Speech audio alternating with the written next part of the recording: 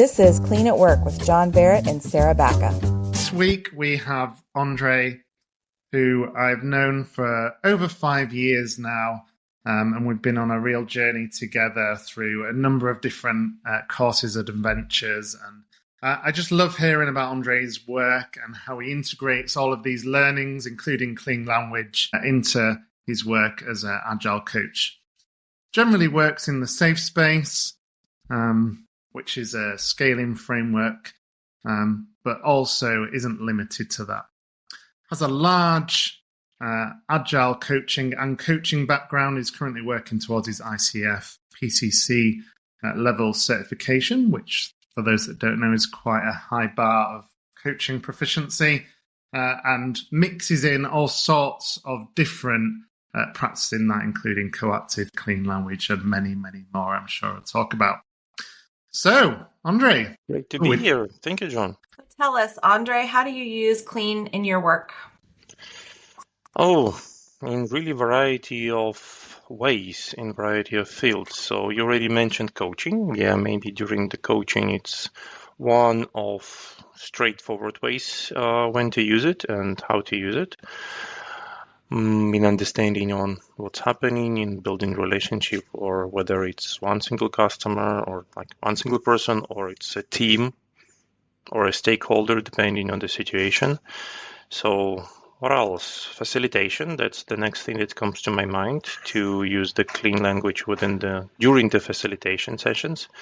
And as well, maybe one of the interesting, or maybe one of the most interesting things where I'm using clean language is when I'm doing research, when I'm doing discovery with a new engagement with a customer. I'm using this as the part of, let's call it a practice or a tool, whatever, doesn't matter, empathy interviews, when my goal is to understand stakeholders separately, each of them or all them together, on what's happening, and in the way not to contaminate anything with my biases or with any questions that I might bring.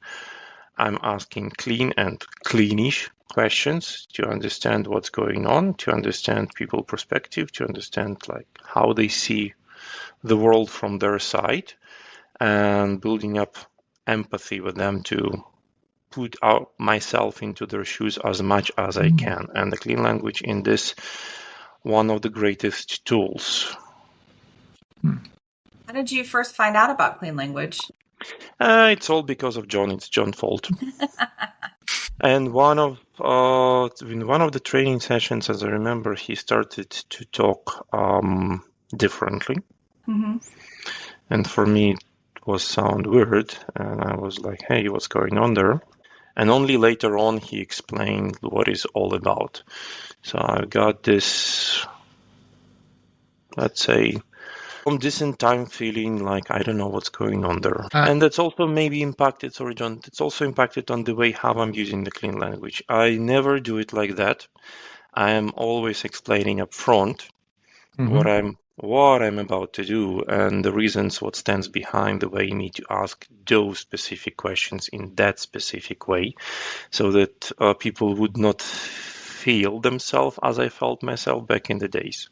Can you give us an idea of what you say? I'm explaining that there is a specific technique in terms of how asking questions, the reasons behind that.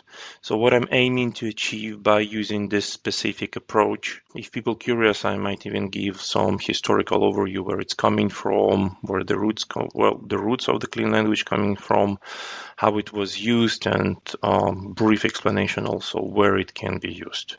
And I'm also asking for some trust at the very beginning that would work. And I also giving the explicit stance that if any of the questions that I'm going to ask, you don't know how to answer, or you don't understand the reasons behind this question, or what I'm looking as answer. So if you're feeling anyhow uncomfortable or unusual by answering on the question that I have asked, you can always clarify like what you're looking for as an answer. That gives this, I don't even know how to call it, that helps to build the trust with the counterpart to whom the clean questions or the clean language going towards to.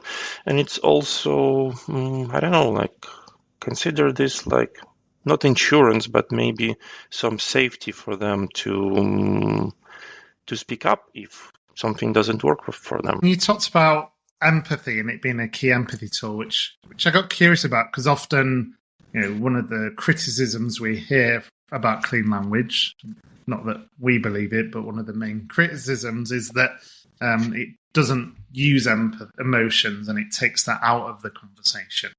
So I was really curious about that and how you use it as what you said was like your main tool. I think the epiphany or aha moment came to me when I actually asked something similar to Kathleen Walker about that, and she answered that your language, your question should be clean enough. Before that, I've tried to only use clean language, clean questions. And I experienced multiple times that it doesn't work as I expect. Therefore, I would not consider that there is no emotions. If you're going to bluntly take it as theory, script or the text, yes, it looks like there is no emotion, but it doesn't mean that's for the person who asked that there is no emotion behind that. And I'm not limiting myself completely and always to use only the clean language and clean questions. So it's a tool that in some cases might take 80% of everything that I talk and I ask. In some cases, it might be only 20% of everything that I say and I ask. I'm trying to remember when I was using this like completely as the clean and without anything else. Maybe only in situations when I'm feeling myself getting into the drama triangle and completely confused about what's going on. Mm-hmm. Yeah, it's great for that. Maybe only in this case. Okay, cool. Have you got some examples of some of these cleanish type questions that you may ask? Like usually I'm starting the exploration or the conversation with something, again, very broad, not exactly clean. I can ask what's going on, how the situation is happening for you. Mm-hmm. How do you see that? What's your perspective? Like, how is it? How has that happened for you? Those kind of questions, which are not clean questions themselves. Why they might sound more natural for people. Also, one important thing that I'm usually telling about the clean language is that my English is not my native language. It's my third language. And when I'm using clean questions, usually sounds to people that it's just the way how I'm using English. I have found, and I've checked that with multiple colleagues, I have found that if clean language is used by English native speaker, it sounds, and here quote unquote, it sounds weird. When I'm using this, people might be confused. They considering it's only, I don't know, the way how I've learned the English to use. So that may be something interesting and different for your experience. What an unfair advantage. I don't know if that's advantage. It's my experience. Yeah. Yeah, nice. So we talked about discovery and how you use it in there.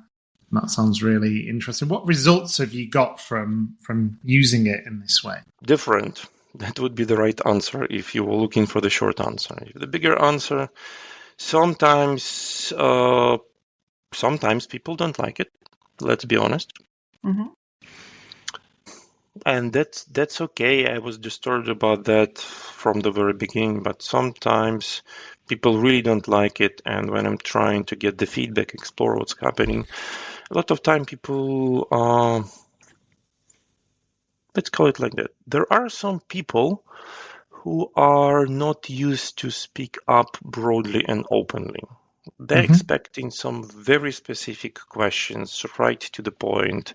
So I'm here not to chat with you or explain you my perspectives. I'm here to tell you facts. Yeah, that may be the situation when it doesn't work as expected. Let's call it like this. Worst case scenarios, sometimes I were even kicked out a couple of times for using that. After that, I have reinforced my explanation before using that. So I am more explicit in terms of what is that, how that's used, how it's working, the reasons behind it. I also explaining that it might sound to some extent unusual, and there is reason to ask me this kind of question in this specific way, and also in this specific order. And I also offering that if by the end of our talk or interview, whatever we have there, or session, if you will be curious about, you asked me this, why you did that, my responsibility is to give explanation. When I'm asking this specific question in that specific way, what I'm looking for. Not a specific answer, but what kind of information and what way of information I'm looking for.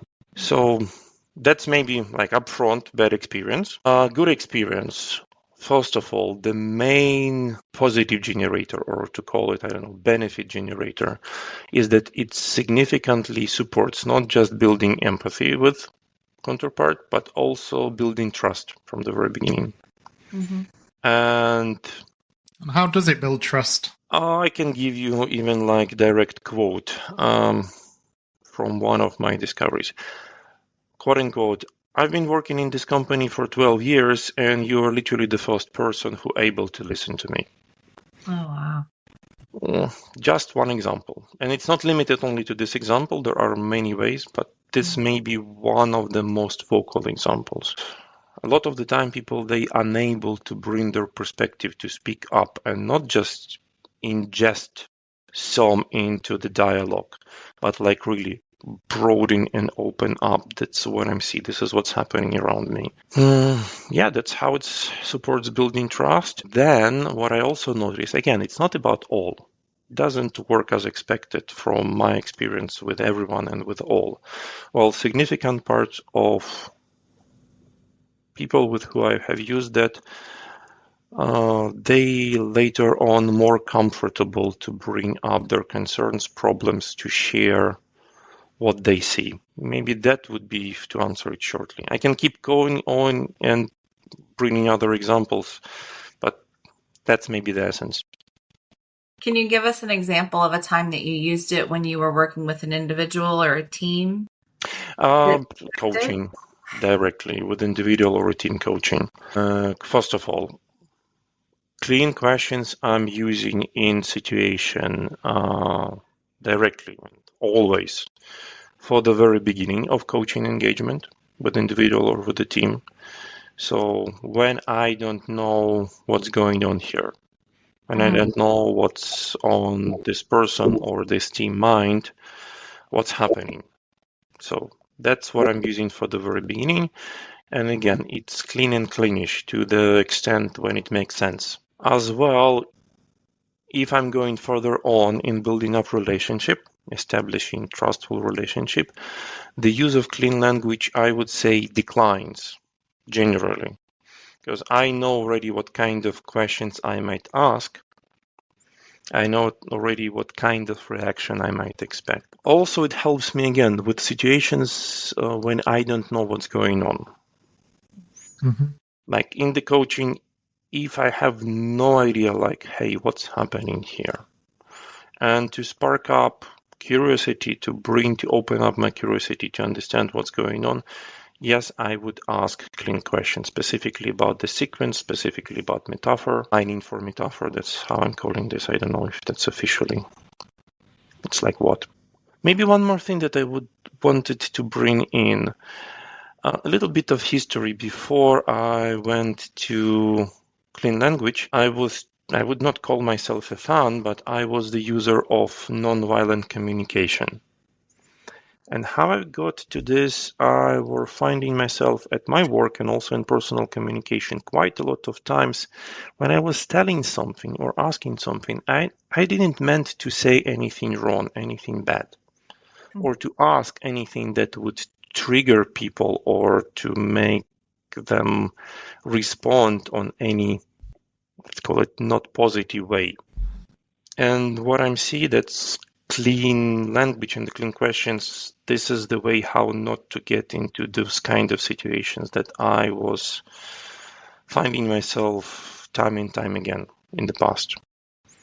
So any situation that happens with, I don't know, angry people on the street, any kind of authorities, that's, I don't know what stands behind their behaviors, what are their motives. It works. And I also noticed that it's also because it sounds unusual. It's sometimes stunning people and they are thinking and processing like, hey, what he's asking me. Interesting. You've obviously got the clean language book. You've just given us quite a few different examples of how you've integrated it into your work over the last 5 years. What tips would you give to those that aren't sure if clean language is for them? Don't abuse using those in your personal life. That maybe let's start from what's not to do. It's natural looks like, hey, I would try it with my wife, with my friends. It's safe space for me to give it a try before I will try with anyone else. You would need to put some efforts into explain before what you're about to do. Mm-hmm. Otherwise you have some risk. What else I would suggest? Start small. So don't try to bring all those questions into your work at any level or in any kind of engagement. Find maybe 1, 2, maximum 3 questions that you can use and use them everywhere, like literally everywhere. Everywhere when you have direct communication. So don't use them in emails for sure. And see how that would go. So start small. If you're not starting in completely new setup, if you're not moving to another country or to another company, there you can maybe start big. If at some day, if one point of time, you're going to completely change the way how you communicate and ask questions, people might start asking you what's going on with it. So start small, start by asking 1, 2, 3, maximum 3 questions first, and then see how that would go. And maybe one more thing that I also might suggest is to ask for feedback. Hey, I asked you this question, you answered me that. How does this question land up with you? So what you were thinking when I asked you this question? Again, the topic about empathy. You also need to understand how those questions land with other people. And please consider as well that question itself, it's not everything. It's also context, environment where you're asking those questions, and it's also the way, when, how you're asking these questions and for what kind of purpose. The tone of language, the sound of voice might make a significant difference. And something that you might consider a clean question might be absolutely not clean for the recipient in some specific situations and some specific ways. Be careful. Speaking of questions like landing differently for people in different circumstances and contexts, you had talked about how you were a coactive trained coach, and sometimes sometimes it seems like there might be some conflict between coactive and clean language. Curious to know your thoughts about how those two go together. I would not see it as the conflict whatsoever, first of all. Again, the question of when you use the tool for what appropriate situation, for what appropriate context. Like if you're going to talk explicitly only about clean language and coactive. With use of coactive, I always, at the discovery and the very beginning of engagement, I would use clean language. And there will be a lot of them at the very beginning. Later on, I already we getting to know each other in the coaching relationship, then the use of clean language going to be maybe minimal. They help a lot. Questions help a lot in discovering what's going on. Also, I've noticed that sometimes clients, they pick up those questions to ask themselves. If they're receiving those questions a lot from my side, they're starting to ask those questions by themselves. And again, going back to the quote from Kathleen Walker, you need to be clean enough. So I don't see here any controversy. I don't see any conflict in that. This is the tool that can be used in appropriate time, in appropriate way. The mastery to find out when to use it and when not to use it, that's a challenge. Indeed. So we're getting to the end of the session. Just wondering what's next for you, Andriy, especially in the clean world. Quite a lot of things up for bringing knowledge and the experience that I have. I do have in plans quite a few webinars coming up. I also asked multiple times, I don't have time for that, to bring up some blog posts about that. Watch out, social networks, some interesting things coming up. And I also have maybe to give a little bit of hint. I'm right now looking for the way, and it's work in progress, so I don't know answers. I don't know what to share specifically. Right now, it's still work in progress on how to use clean questions when working with the metrics. But it's so far in very beginning fertile start. Work on that. Definitely want to get you back in when you've worked that one out, Andriy. I'm sure that'll be interesting for a lot of people. I would be glad. It would be my pleasure. Great. So thank you for talking about how you use Clean at Work. For those listening, thank you for staying to the end. Please do like and subscribe to the podcast through your favorite podcast provider. And we'll see you all in 2 weeks' time for the next episode of Clean at Work.